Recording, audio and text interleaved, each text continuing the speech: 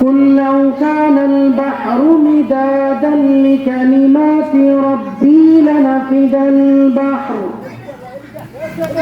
قبل أن تنفد كلمات ربي ولو جئنا بمثله مددا। আল্লাহ পাক রব্বুল আলামিন কোরআনুল কারীমের মধ্যে জানায় দিয়েছেন, ও দুনিয়ার জগতের মানুষ,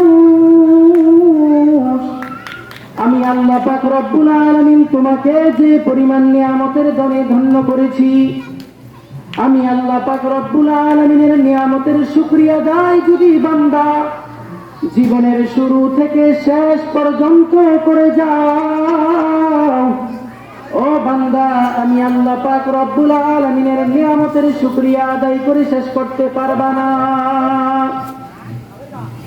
ইয়া মুসলমান বন্ধু,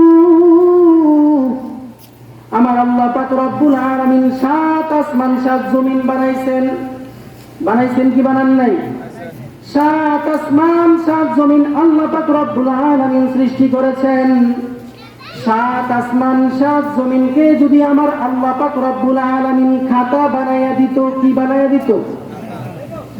যদি খাতা বানাইয়া দিত, এই দুনিয়ার জমিনে যত গাছপালা বৃক্ষরাজি আছে, সমস্ত গাছপালা বৃক্ষরাজিকে যদি আল্লাহ পাক রব্বুল আলামিন কলম বানাইয়া দেয়, কি বানাইয়া দেয়?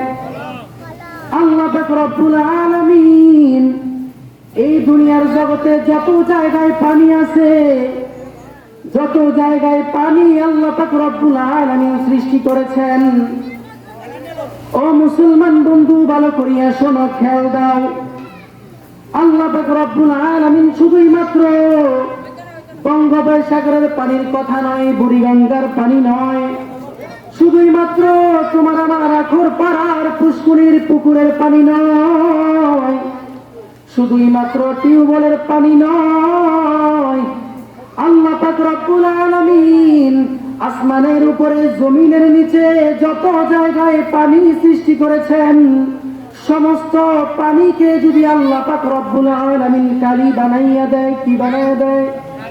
যদি কালি বানাইয়া দেয়, বাবা আদম আলাইহিস সালাতু ওয়াস সালাম থেকে যতগুলো মানুষ দুনিয়া থেকে বিদায় হয়ে গেছে, বর্তমানে যত মানুষ দুনিয়াতে আছে, আমরা আছি, কিয়ামত কবে হবে জানি না, তবে কিয়ামত পর্যন্ত যত মানুষ দুনিয়াতে আগমন করবে, সমস্ত মানুষগুলাকে যদি আল্লাহ পাক রব্বুল আলামিন লেখনেওয়ালা রাইটার নামক মানুষ বানাইয়া দেয়, কি বানাইয়া দেয়?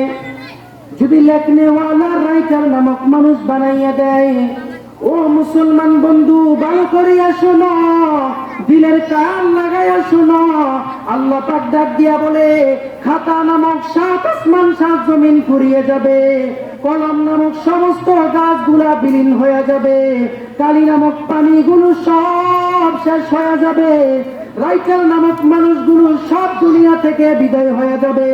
তারপরেও বান্দা, আমি আল্লাহ পাক রব্বুল আলামিনের নিয়ামতের শুকরিয়া শেষ হবে না। আর জোরে চিৎকার মেরে বলেন সুবহানাল্লাহ। ওই মালিকের নিয়ামতের শুকরিয়া আদায় করার দরকার আছে কিনা নাই? যদি নিয়ামতের শুকরিয়া আদায় করার দরকার থাকে, তাহলে উচ্চ আওয়াজ দিয়ে বাতাস আকাশকে মুখরিত করে সিংহের মতো গর্জন দিয়ে ঈমানি আওয়াজ দিয়ে সবাই বলি আলহামদুলিল্লাহ। আর জোরে বলি আলহামদুলিল্লাহ।